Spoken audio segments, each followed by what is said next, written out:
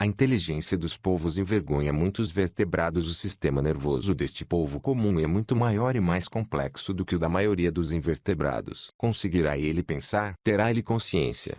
Como alguns cientistas e filósofos sugerem, iremos algum dia sabê-lo. Os polvos conseguem mudar de forma e de cor com facilidade, esguichar tinta, esgueirar-se para fendas minúsculas e degustar com as suas ventosas. Por que razão nos fazem lembrar de nós próprios? Estamos sentados no fundo do mar, ao largo da ilha indonésia de Lembé. A profundidade não impressiona, cerca de 5 metros, e há luz em abundância. Como seria de esperar num lugar tropical destes? A água está quente. À nossa volta, por todo o lado, vêem-se enrugamentos de uma areia fina, de cor negro acinzentada, coberta, em alguns pontos, por uma espécie de espuma esverdeada. Enquanto exploramos, reparamos na concha de um molusco. De constituição robusta, possui 6 espigões protuberantes que se projetam. Talvez o seu fabricante esteja lá dentro. Ou talvez quem a fabricou tenha morrido há muito tempo e a concha pertence agora a um caranguejo Bernardo eremita. Curiosos, viramos a concha. Vemos uma fileira de ventosas e um par de olhos. Um polvo, mais especificamente um indivíduo da espécie Ampioctopus marginatus, também conhecido aqui como polvo do coco, deve o seu nome comum ao fato de costumar viver dentro de cascas de coco deitadas fora. Por vezes, chega a pegar nelas e a carregá-las consigo de um lado para outro, para usá-las como abrigo em caso de emergência. Porém, a verdade é que qualquer casca serve. Usando apenas algumas das suas ventosas, este polvo segura as 2 metades de uma casca de bivalve. Enquanto o observamos, ele deixa-as cair e volta a erguê-las ligeiramente, dando a impressão de estar a avaliar a situação. Ficamos imóveis como uma estátua. Volvido um momento, o polvo sai da concha. O corpo tem o tamanho do nosso polegar e os braços talvez meçam o triplo. À medida que caminha sobre a areia, muda de cor para um tom de cinzento escuro a condizer. Será que se vai embora? Não. Estende vários dos braços sobre a areia e os restantes sobre a concha. Com um único puxão, revira de novo a concha e esgueira-se para o interior. Não querendo perturbá-lo mais, preparamo-nos para nadar dali para fora quando reparamos num pequeno movimento. O animal esguichou um jacto de água, limpando a areia debaixo do rebordo da concha. Vê-se agora um pequeno espaço entre a concha e o fundo do mar. Nesse espaço, os olhos se aparecem. Aproximamos a máscara e, por um instante, miramo-nos frente a frente. De todos os invertebrados, os animais desprovidos de endosqueleto, os polvos são aqueles que mais semelhanças partilham conosco. Em parte, isso deve-se à maneira como nos retribuem o olhar, como se estivessem a inspecionar-nos. A maioria dos peixes, em contrapartida, parece não nos fitar. Essa percepção deve-se também à sua grande destreza. Os seus 8 braços encontram-se revestidos por centenas de ventosas, o que lhes permite manusear objetos, seja para abrir bivalves, para desmantelar o sistema de filtração do tanque de um aquário ou ainda para desatarrachar tampas de frascos. Esta capacidade diferencia-os de mamíferos como os golfinhos que, apesar da sua inteligência, têm limitações anatômicas do que os impedem de desatarrachar seja o que for com facilidade. Ao mesmo tempo, os polvos parecem tão extraterrestres como quaisquer extraterrestres que possamos imaginar. Para começar, possuem 3 corações e sangue azul. Quando se sentem sob ameaça, esguicham uma nuvem de tinta e disparam noutra direção. Não têm ossos. As únicas partes rijas do corpo são um bico semelhante a um papagaio e um nó de cartilagem em torno do cérebro. Assim, é fácil introduzirem-se em fendas minúsculas, uma capacidade que lhes permite escapar, ao estilo de Houdini, de qualquer aquário imaginável. As ventosas funcionam de maneira independente e cada uma está revestida com receptores de paladar. Imagine o que seria o nosso corpo coberto com centenas de línguas. Tem também a pele incrustada com células que actuam como sensores de luz. E a característica mais incrível de todas. Bem, deixemos esta mais para frente. Primeiro, vamos conhecer outro polvo. Estamos de pé num pequeno escritório no Museu de História Natural, em Londres. Diante de nós, sobre uma secretária atulhada de pastas de documentos,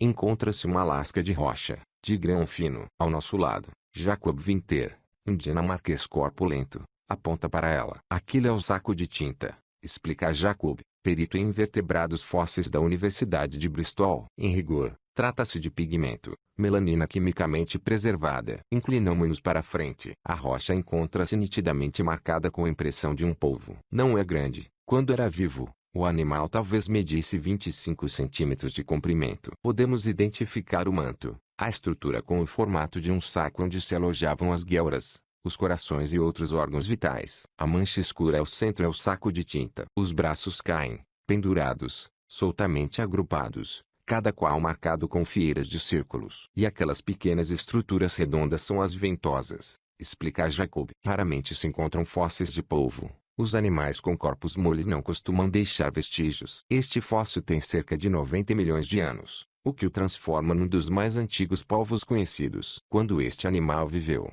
ainda faltavam 25 milhões de anos para os dinossauros se extinguirem. Provém de uma jazida no Líbano onde podemos encontrar todos os tipos de criaturas de corpo mole maravilhosamente preservadas, conta Jacob. Lampreias, poliquetas, todas sepultadas, em tempos muito recuados, em lama fina, calcária, sobre o leito de um mar há muito desaparecido. Tal como os seres humanos são mamíferos, os polvos são cefalópodes. A palavra grega significa cabeça-pé e remete para a sua estranha anatomia. Os braços diretamente ligados a um dos lados da cabeça e o tronco manto semelhante a um saco, ao outro. Por sua vez, os cefalópodes são um tipo de molusco, um grupo que abrange os caracóis e as lesmas, bem como os bivalves e as ostras. Os cefalópodes foram dos primeiros animais predadores a caçar nos mares antigos. Evoluíram há mais de 500 milhões de anos, muito antes de os peixes aparecerem. Se recuássemos 450 milhões de anos, alguns dos predadores mais ferozes nos oceanos que encontraríamos seriam os cefalópodes com carapaça. Alguns seriam gigantescos. A carapaça do extinto Endoceras giganteum talvez medisse mais de 5 metros. Na atualidade,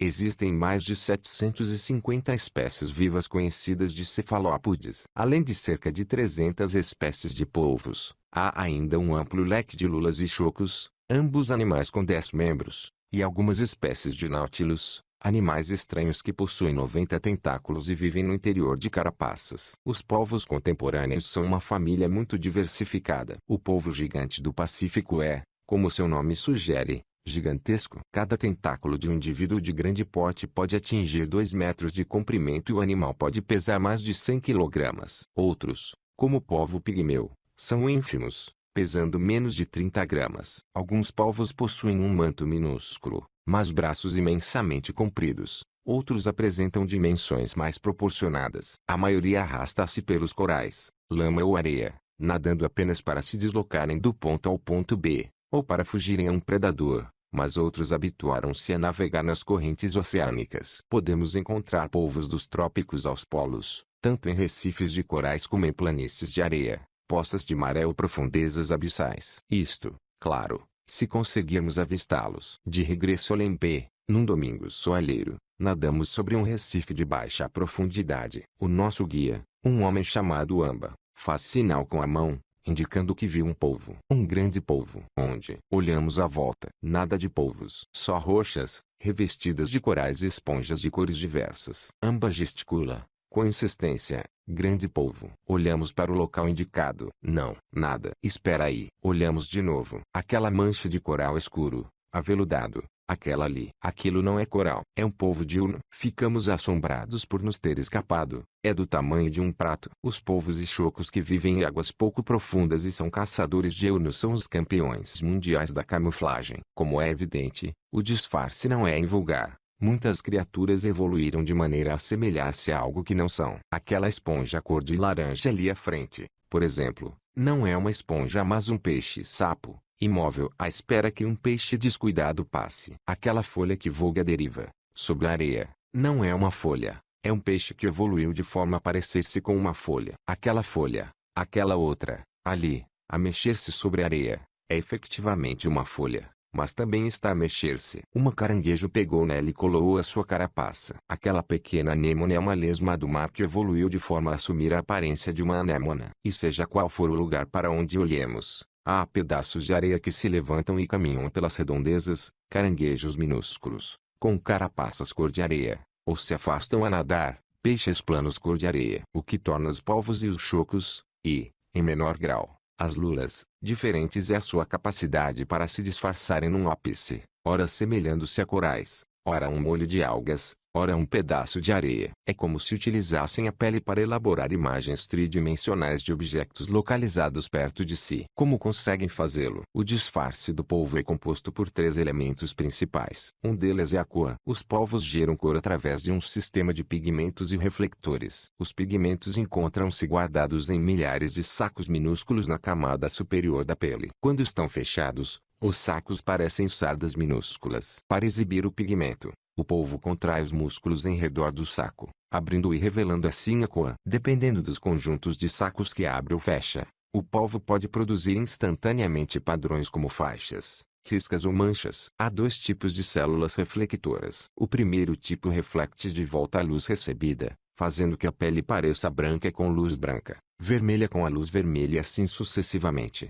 O segundo tipo é semelhante a uma bola de sabão viva, apresentando cores diferentes quando observado a partir de ângulos diferentes. No seu conjunto, os reflectores e os órgãos dos pigmentos permitem ao polvo criar uma enorme variedade de cores e padrões. O segundo elemento de disfarce é a textura da pele. Contraindo músculos especiais, os polvos conseguem alterar a pele, que deixa de ser lisa para passar a ser espinhosa. O efeito pode ser extremo. O polvo alga gera estruturas temporárias em forma de fiapos que o fazem parecer um simples pedaço de alga. O polvo cabeludo, uma criatura ainda não descrita, desenvolveu um aspecto permanentemente esfiapado, sendo difícil distingui-lo de um pedaço de alga. A terceira componente do disfarce é a postura. O modo como um polvo se comporta pode fazê-lo dar mais ou menos nas vistas. Há alguns polvos, por exemplo, que se enrolam de maneira a assemelhar-se a um monte de coral e, utilizando apenas 2 braços, deslizam suavemente sobre o fundo do mar. Como conseguiram os polvos ser tão bem-sucedidos no disfarce? A resposta curta é: evolução. Ao longo de dezenas de milhões de anos, os espécimes mais capazes de disfarçar-se foram tendo mais probabilidades de fugir aos predadores e gerar descendência. E existem muitos animais, incluindo enguias, golfinhos, camarões louva-a-Deus, corvos marinhos, muitos peixes e até outros octópodes, que são entusiásticos devoradores de polvos. Como os polvos não têm ossos, os predadores podem comer o animal inteiro. Mark Norman, perito em cefalópodes do Museu Victoria, em Melbourne, comenta: estes animais são carne em andamento, são bifes do lombo. Examinemos agora a matéria de que se compõe o sistema nervoso do polvo. Um caracol normal possui apenas 10.000 neurônios, enquanto as lagostas têm cerca de 100.000 e as aranhas saltadoras talvez 600.000. As abelhas e as baratas possuem cerca de 1 milhão. Por conseguinte,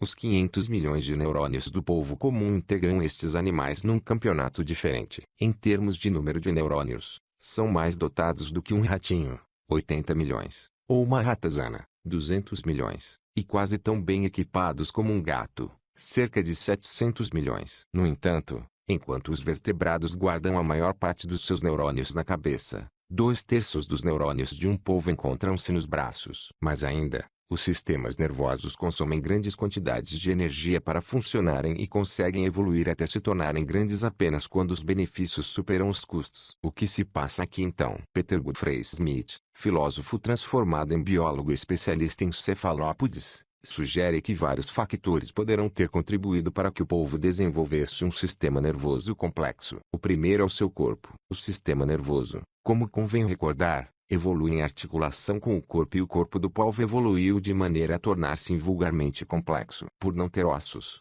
um polvo consegue estender qualquer dos seus braços em qualquer direção e em qualquer altura. Ao contrário do leitor, ou de mim, não se limita a mexê-lo ao nível do ombro, do cotovelo ou do pulso. Isto confere ao polvo um enorme leque de movimentos possíveis. Além disso, cada braço pode executar tarefas diferentes. Um polvo em modo de caça pode, por isso, manter todos os braços estendidos sobre a areia, inspecionando as fendas. Se um braço espanta um camarão, há logo mais 2 que se estendem para capturá-lo. Os polvos possuem igualmente uma enorme quantidade de ventosas que conseguem movimentar de maneira independente. Isto para não mencionar as estruturas e mecanismos utilizados para controlar a cor e a textura da pele. Ao mesmo tempo, o animal desenvolveu capacidades para receber e processar um volume gigantesco de informação sensorial, o paladar e o tato das ventosas, a gravidade medida por estruturas denominadas estatocistos, bem como toda a informação recolhida pelos seus olhos sofisticados. A acrescentar a tudo isto,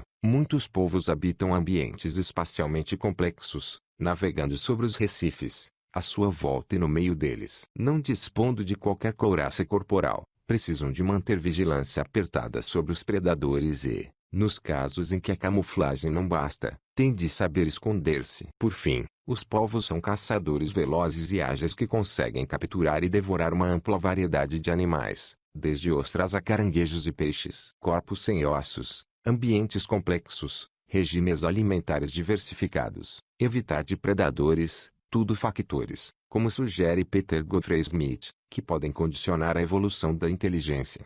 E contudo, embora possuam sistemas nervosos evidentemente complexos, serão os polvos efetivamente inteligentes. A avaliação da inteligência de outros animais é traiçoeira na maior parte das situações e, por vezes, diz-nos mais sobre nós do que sobre o animal. Os indicadores de inteligência de aves e mamíferos, como a capacidade para usar ferramentas, não costumam fazer muito sentido num polvo, cujo corpo é, na totalidade, ele próprio uma ferramenta. Não precisa de ferramentas para introduzir-se em fendas, nem para abrir ostras. Algumas experiências das décadas de 1950 e 1960 demonstraram que o polvo comum cumpre bem as tarefas que exigem aprendizagem e memória, dois atributos que associamos à inteligência. Com efeito, uma parte específica do cérebro do polvo, o lobo vertical, encontra-se programada para essas tarefas. Insisto em referir-me ao polvo comum por se tratar, de longe, da espécie mais estudada. As espécies de polvos diferem efetivamente entre si quanto à organização dos seus cérebros e,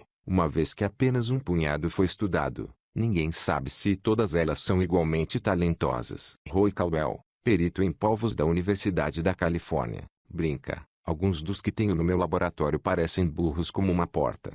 O Octopus boqui, um polvo minúsculo, simplesmente, não faz grande coisa. Na verdade, pouco importa. Eles são um grupo surpreendente e encantador. No nosso último mergulho em Lembé, nadamos já sob o crepúsculo. Estamos ajoelhados junto de uma vertente rochosa. Diante de nós, um par de pequenos peixes desova. Uma enguia enrolou-se num buraco. Um grande caranguejo eremita passa, desajeitado. E logo ali, assente sobre uma rocha, um pequeno polvo-alga. Enquanto observamos, começa a movimentar-se. Num instante, parece flutuar, levitando. No instante seguinte, parece deslizar. Agora, começa a gatinhar sobre as rochas, mas não conseguimos perceber se se projeta usando os braços da frente ou se propulsiona usando os braços de trás. Quando desce pela vertente, um dos braços descobre um buraco minúsculo e, braço após braço, todo o animal flui para o interior. Não desapareceu completamente. A ponta de um braço emerge do buraco, apalpa o terreno à volta, pega em pequenas rochas e puxa-as para tapar a entrada. Ora aí está. Segurança totalmente garantida durante a noite.